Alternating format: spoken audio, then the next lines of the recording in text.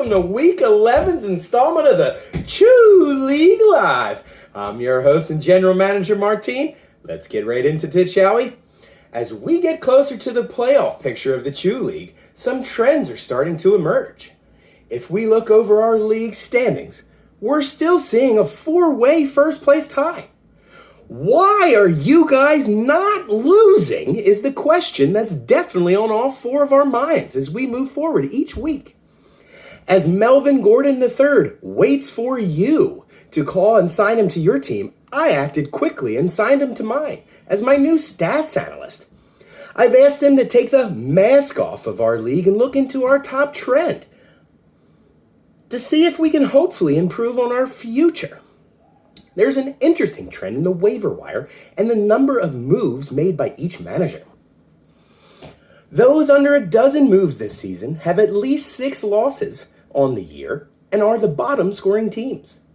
Those with over 20 moves this year are leading the league in points, with the top 5 all having above 20 moves. And there's one lone exception here, folks, the Bud Father, who might be overdoing it a bit. Not with the Bud, but with the moves, leading the league with an impressive 47 moves to date. To put that into perspective, that's over 4 roster changes per week through our first 11. As we look into our matchups this week, it seems like a mediocre scoring week all around. But Puff Puff Pass once again took the crown for most points scored this week as he defeated CC Klitz. Puff Puff Pass it to Kelsey was led by none other than his stud, that's right, Travis, who scored over 36 points this week. Travis had the most touchdowns across the league right now. He's averaging an incredible 22.8 points per week at the tight end position. Well done, Travis. Had multiple wide receivers not gone down to injury this week for CC Klitz, we could have seen a shootout. It was also surprising to see Hopkins on the bench. Even with the QB2 throwing, even against the top defense, he still performs. In other news around the league, Team Tits got his Week 2 revenge on Hoagie B. Team Tits was led by none other than Sir Patrick Mahomes again in what felt like a deja vu moment. Hoagie B started the wrong quarterback again, missing out on another 30-plus point performance from Jimmy G last night in our Mexico City game. We can't call out this mistake without calling out Team Tits himself. His biggest mistake also. Josh Palmer exploded for 32 points, breaking out for the Chargers and sitting on the bench for Team Tits. Next, we saw the Butthole Surfers edge out a tight victory against the Budfather, winning by less than 10 points.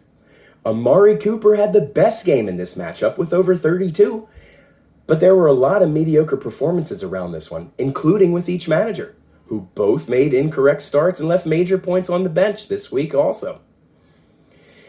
And in this week's closest contest, the champ squeaks out a victory against Smooth B's Bulls, winning by a mere .32. The champ continues to pray for no stat corrections through Tuesday, as just a few yards was all the difference here. Every yard counts. The champ outlasted the highest point performer on the week in Tony Pollard's explosive performance, and he also had both his quarterback and the starting wide receiver both finish with negative points. The champ tried to beat himself in this one, and yet he still came up victorious. Amazing. And lastly, the Rocks Bros took home an easy victory against his brother, Matthew, and his team. The Rocks Bros was led once more by Joe Burrow.